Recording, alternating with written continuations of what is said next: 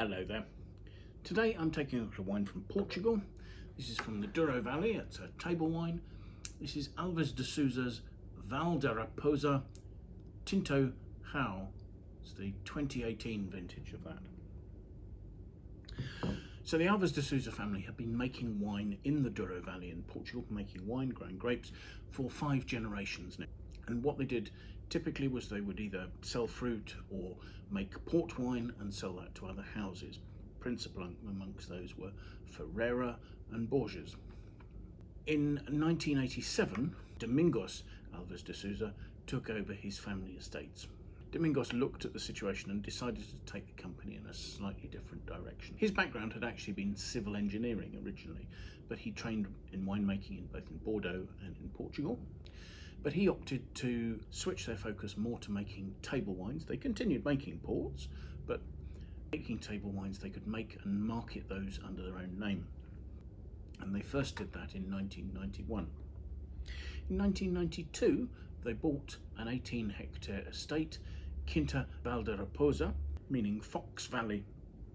And the wines they made from this estate almost instantly became very successful. In fact, they have a really good reputation for making this single variety Tinto Cao. In all, the family has 5 quintas or estates throughout the Douro. Tinto Cao itself is really quite rare to see as a single varietal wine. Looking at Wine Searcher, we only have 35 of those that we've matched and listed there. I think the thing is that although Tinto Cao is one of the top 5 port varieties, there's actually only about 1% of the Douro Valley that's planted with it. But it's quite an essential blending varietal. What you'll find is that it's a wine with good acidity, low colour, it's low yielding, and it has a good tannic structure. So the elegance and structure and good acidity that it provides to a wine are quite important even as a small percentage. Including it in the blend is something that's good in terms of enabling a port to age. This particular wine is made entirely from estate grown fruit. It's hand picked. The wines ferment in stainless steel tanks, and then they age in French oak barrels for 14 months. So let's take a look at the wine, shall we? Firstly, the colour is dark, but it's not particularly deep. It's quite easy to see through. This is at best medium in intensity, maybe slightly more to the deeper side of medium, but not very much so. The wine's 14% alcohol. And as I'm looking at it here, yes, it's forming some quite pronounced tears on the side of the glass and just running down there. It's relatively viscous. So let's take a look at the aromas, shall we?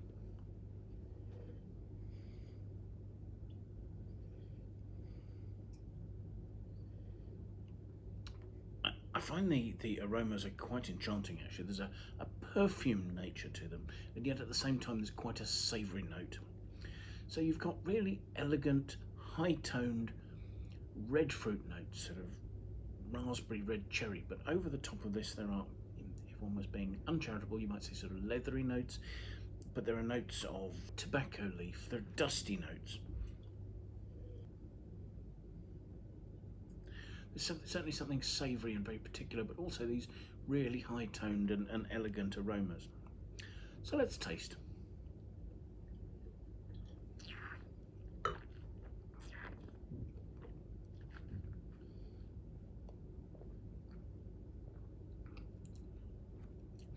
On the palate, there's really good acidity, really making me salivate there at the front of the mouth. But then there are very fine, elegant tannins. They're not grainy, which makes me think that that's not coming from the oak, that's coming from the fruit. And just their finesse is enhanced by being alongside the very fresh acidity. The wine is of sort of medium weight. I mean, the 14% alcohol is adding roundness, but the fruit seems fairly delicate. There's a real spiciness to it, almost a sort of a peppery, perhaps a little bit of cinnamon, maybe a little bit of ginger sort of undertones behind these sort of red fruits with notes of forest floor. There are notes of coffee. There are slightly earthy notes. There really is a contrast between the savoury side of things and this really quite elegant, perfumed fruit there.